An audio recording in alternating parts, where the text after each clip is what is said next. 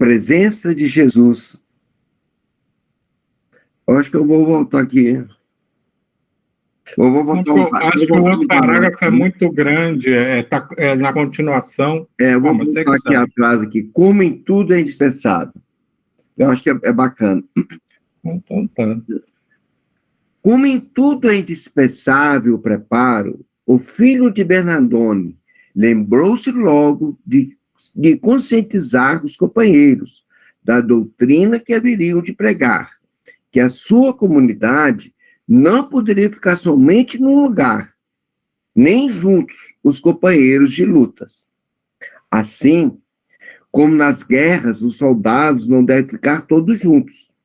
Nas guerras de ideias e na revolução que abraçavam, era indispensável a divisão dos discípulos, para que se processasse a divulgação mais rápida do Evangelho em espírito e verdade entre os homens. A presença de Jesus seria reinstalada na face da terra, para a paz dos homens. E o clima da Idade Média era dos piores, porque estava organizado o mal. Infelizmente, por vias que não deveriam, e ainda mais em nome de Deus e de Cristo. Muito triste que aconteceu na Idade Média, né, gente? Certa noite, Francisco, deitado numa folha de porta velha, depois de muita meditação e sentindo o sacrifício imposto pela falta de recursos, estendeu o seu pensamento a Jesus, buscando com humildade soluções adequadas. Senhor, que queres que eu faça? Diante do que está pretendendo fazer em favor, diante do que já pretendo fazer em favor do bem, do amor e da caridade, sinto-me em um barco que o vento leva sem que eu possa domá-lo. Estou de posse do consentimento do clero romano para trabalhar em sua lavoura de inúmeras consciências. Posso garantir que essas portas estão abertas para nós. No entanto, sei que isso não é o essencial, pois amanhã ou depois poderão ser fechadas, se for conveniente para política e interesse próprio. Sou conhecedor de que até agora jamais se olhou o interesse da coletividade, principalmente se for para se perder o bem-estar físico e a autoridade de mando. Todavia, Senhor, compete a mim somente ouvir-te, para ser teu escravo em todas as dimensões que eu puder viver. Sou teu e peço-te para viver em mim. A casa está cheia de companheiros decididos e eles esperam, como eu, uma ordem tua, para que possamos pegar em armas as que estão no paiol divino da tua boa nova, do reino, da tua boa nova do reino. Ordena e marcharemos sob o teu comando. Esperou instantes em completo êxtase, condição que lhe for entregue como prêmio, e ouviu a grande voz que lhe falava, sem o uso dos sons audíveis. Francisco, quer que faça a vontade daquele que me enviou ao mundo para organizar o bem. É a vontade do meu Pai que estás nos céus, é que o ames sobre todas as coisas, e ao próximo como a ti mesmo. Eis aí as duas chaves que abrem todas as portas da vida, senão da felicidade.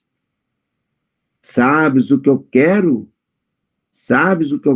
que faças no desdobramento desses dois mandamentos de luz. Já foram escritos na tua consciência, os preceitos mais puros, para que vivas na dignidade de um homem que conhece a verdade, na filosofia de um discípulo consciente do seu caminho e de um filho de Deus que respeita a vida. Dentro dessas verdades, poderás encontrar inúmeras ramificações que a tua criatividade espiritual te fizer sentir.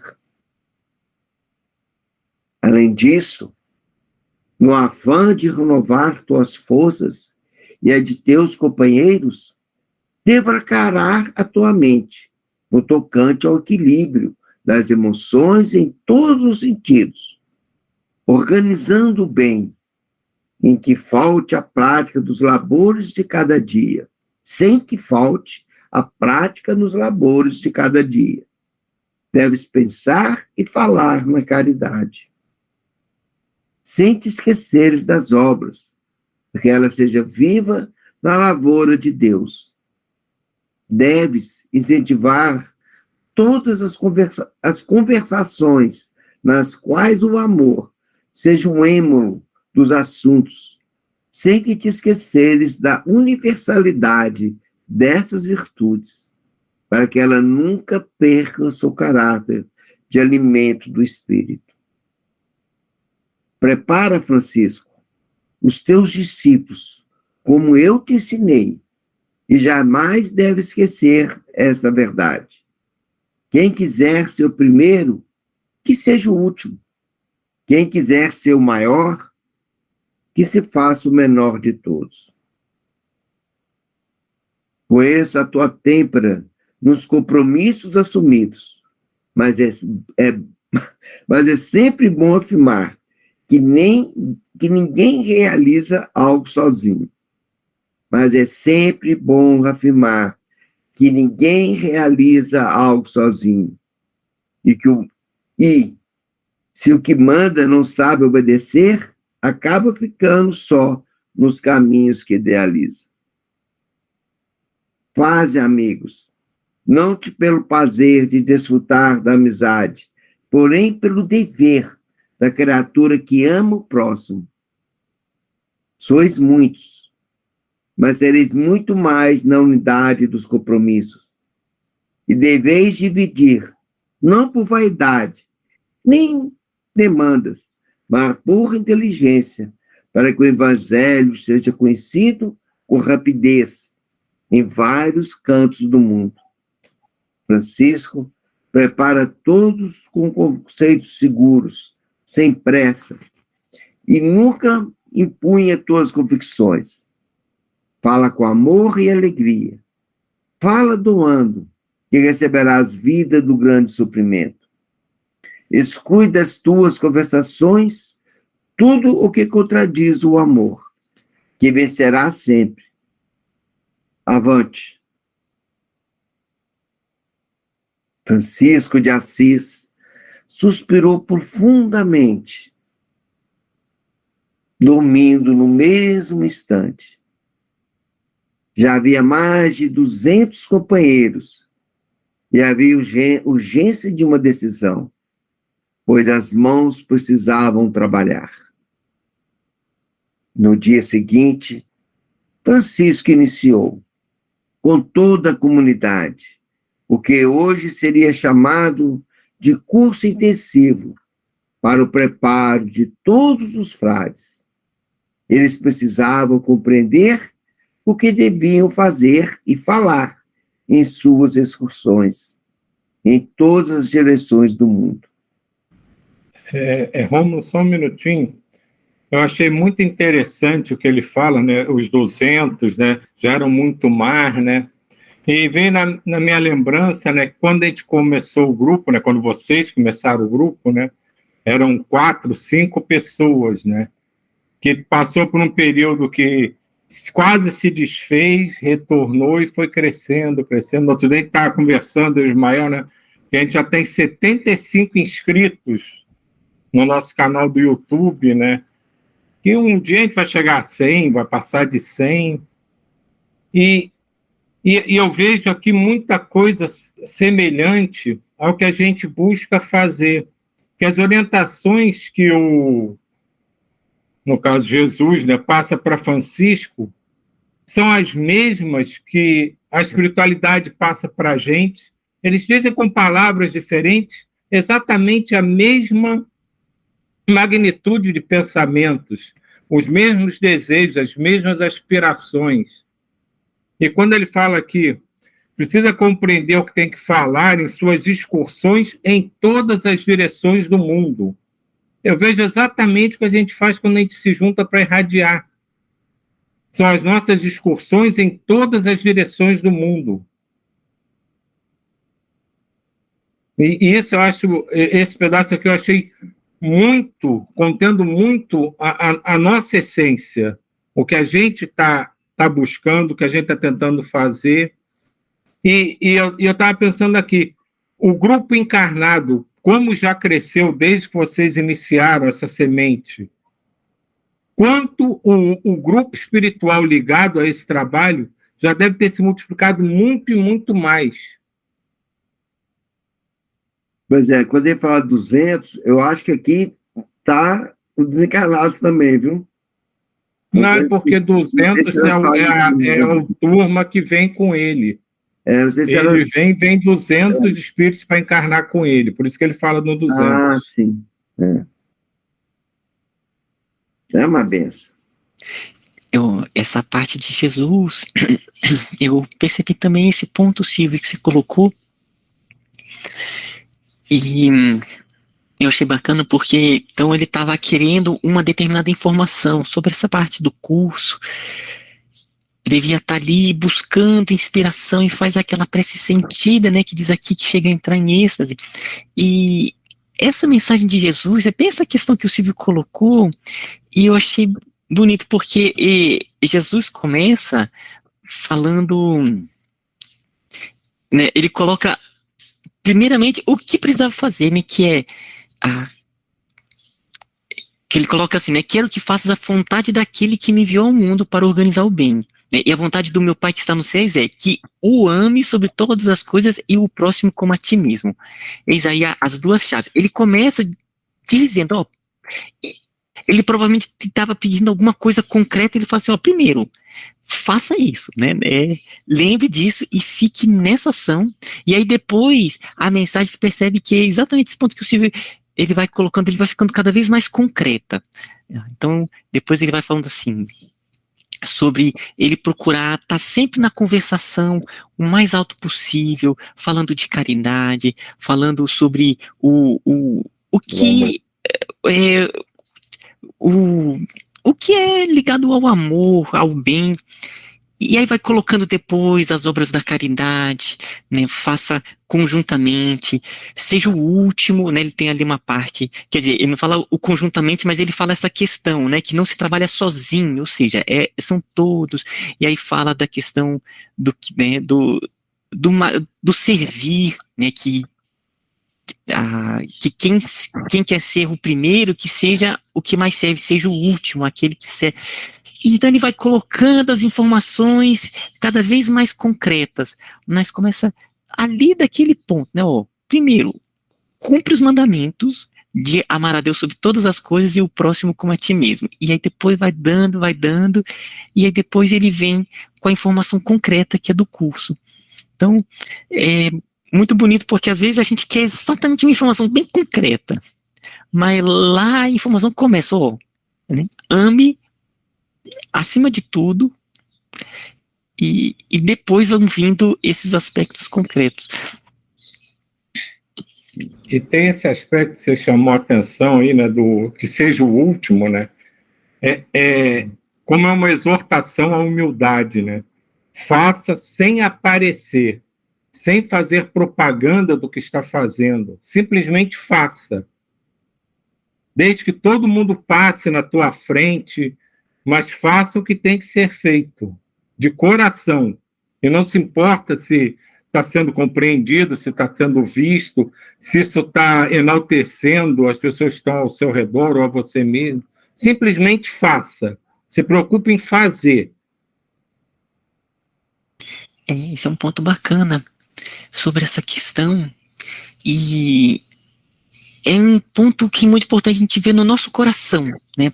Como que é esse aparecer, porque ao mesmo tempo, o Jesus, ele diz para colocar a luz sobre o candeeiro, né? Não embaixo da cama. Então parece que são duas coisas contraditórias. E um dia eu estava conversando com uma pessoa, a Gláucia conhece, o Fernando. Fernando aqui em Brasília é um cara que gente, olha, ele trabalha em trabalhos de caridades, impressionante a quantidade de coisas que ele faz. E ele sempre coloca no status dele, né? Se a Gláucia tem o número dele, que ela já entrou em contato, vê sempre as obras. Então tem umas pessoas que falam assim, poxa, ele faz as caridades e fica ao mesmo tempo apresentando. E uma das obras que a gente estava junto com ele, né, não conversando isso, e aí ele colocou esse ponto, eu apresento porque é daí que vem os voluntários, né, os voluntários eles vêm por conta disso, e as doações que mantêm o nosso trabalho. Então, ali eu percebi a profundidade, né, ele coloca a luz do candeeiro, e aí é ele com Deus, o que tem no coração. Você fala assim, eu quero me mostrar, ou não, ele tá ali fazendo, olha gente, precisa, né, ele pede ali no status as doações, é no coração que tá todo ponto, não é o aparecer ou não, é o coração em que fim ele tá apresentando aquilo, é para instruir, é para falar da caridade. E eu me lembro do meu pai, porque o meu pai, ele contava muita coisa pra gente, os vários trabalhos, né, ele trabalhava no consultório, e ele falava muito pra gente, casos e coisas que acontecia, e como aquilo foram sementes né, que germinaram e que brotaram nos corações. E eu percebo que ele falava aquilo não para ficar se exortando, era no sentido de colocar o candeeiro e colocar semente. Falar assim, olha, né, procura, a situação, essa aqui. Então, é muito no nosso coração. Como que está o coração diante dessas obras? E aí que a gente tem que prestar muita atenção. Mas essa é a diferença, Ismael. É você colocar o candeeiro para que todo mundo veja a luz e você dizer, eu estou segurando o candeeiro. O que a gente está falando aqui, o que eu coloquei, é o não aparecer, é o ego. A obra tem que sempre ser mostrada, porque é justamente assim que as pessoas veem que tem que ser feito. Porque ele fala de não aparecer, isso aí é em questão ao ego, porque a gente sabe que muitas pessoas acabam desenvolvendo o ego de fazer. Então, esse médio, ele não divulga porque eu faço ou aconteça, ele divulga as obras. As obras que ele faz, ele está divulgando as obras. Então, as obras são a luz do candeeiro. Mas o que não pode ser feito, propagado, é o que às vezes acontece. O ego sobressai as obras.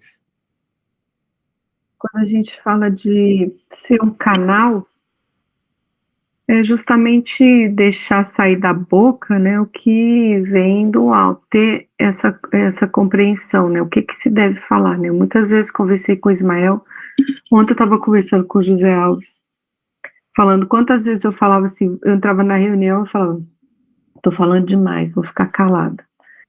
E aí, eu não conseguia, né, e o Ismael falando, fala, Neuza.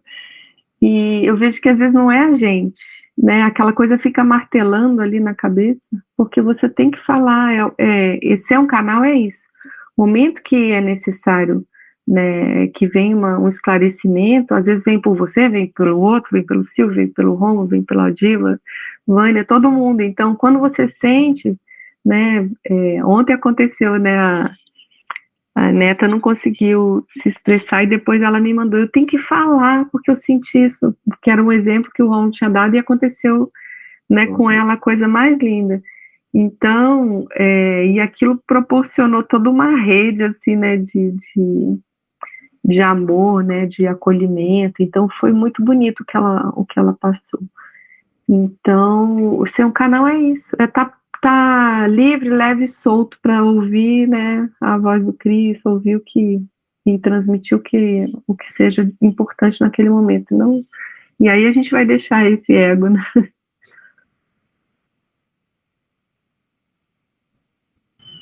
E às vezes até quem tem o ego, gente, faz trabalho tão bonito, né? Que a gente às vezes também não pode. Assim, tem gente que às vezes gosta, né?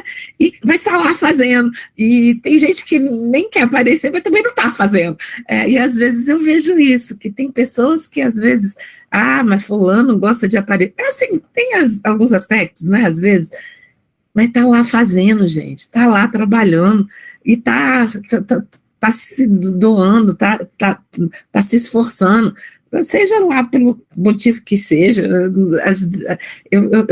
Eu questiono às vezes isso também. Eu já tive a outra fase, mas agora o que eu vejo mais é o trabalho, sabia? Tá trabalhando, o trabalho está sendo feito, qual que é o interesse? Deixa para lá, eu não, né? A gente, mais ou menos isso. O que ele fala aqui, né, o Deus falando com ele, fala, deves pensar e falar na caridade, sem que te esqueceres das obras, para que ela seja viva na lavoura de Deus. Deves incentivar todas as conversações, nas quais o amor seja um êmbolo dos assuntos. Então, e essa coisa de ouvir, né, de ouvir o outro, acolher, né, principalmente ouvir, né, eu acho que a gente aprende mais quando ouve. O grupo, ele se torna rico quando a gente coloca, né, coloca nossas ideias, nossas vivências, porque aqui eu estou aqui porque eu preciso de vocês, né, nós precisamos um do outro. Isso é a magnitude do grupo. Ninguém é sozinho. Ninguém pode estar... se sentir sozinho é muito triste, né? Saber que a gente tem um ou outro, né? E para a gente caminhar. E vai chegar um momento, a gente vai crescendo e as ideias vão estar mais fecundas, e que a gente, na nossa individualidade, em nome desse grupo, né? A gente vai estar fazendo bem. Quer dizer, não sou eu mais que faço sozinho, é o grupo. Todo dia uma pessoa pediu para orar, né? Eu estava orando para ela e tal. Eu falei assim, gente, eu vou pedir ajuda, né? Mandei mensagem e tal. Aí uma das pessoas que eu mandei foi Ismael. Aí Ismael veio 2 dias, 3 dias depois, o Ismael falou assim, não, mas eu fiz direto com você. Há muitos anos atrás não tinha WhatsApp, não tinha nada. Você não respondeu, eu conectei com você. Aí o Ismael, isso, Romo, estou sempre pronto, né? Então a gente está conectado, ligado um ao outro, no serviço do bem.